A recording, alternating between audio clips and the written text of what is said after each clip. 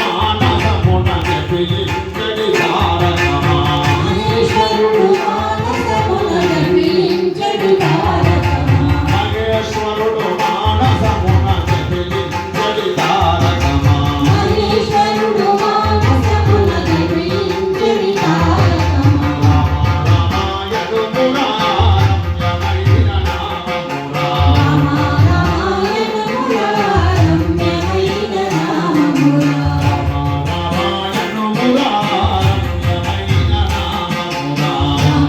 రామాయణమురమ్యమైన నామమురా అగ్నియమున బీజములతో శోభిల్లడి నామమురా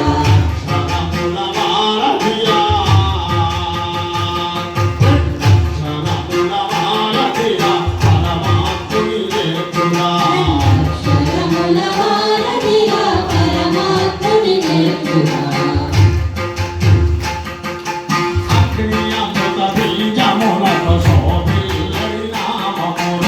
అగ్నియమున బీజములతో శోభిల్లడి నామమురా వీళ్ళ పారాయణాలు చేస్తే ఎంత ఫలితమో రామ అంటే అంత ఫలితం.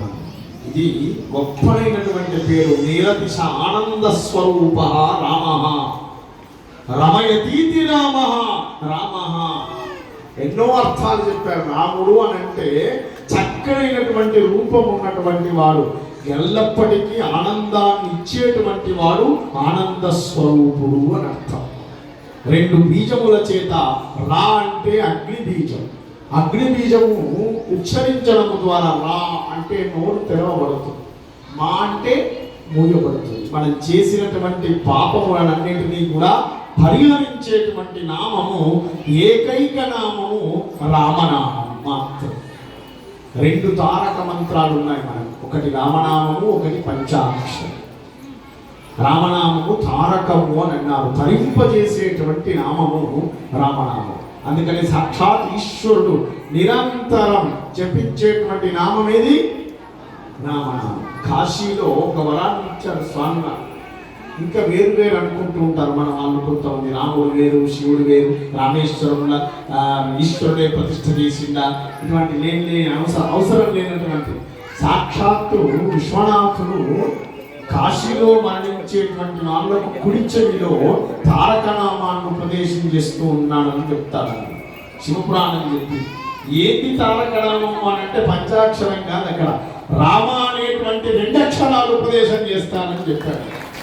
ఇది సాక్షాత్ ఈశ్వరం వాచ. ఈశ్వరుడే శివపురాణంలో చెప్పినటువంటి మాట. వాళ్ళలో భేదం లేదు. ఎవరిలో ఉంది భేదం?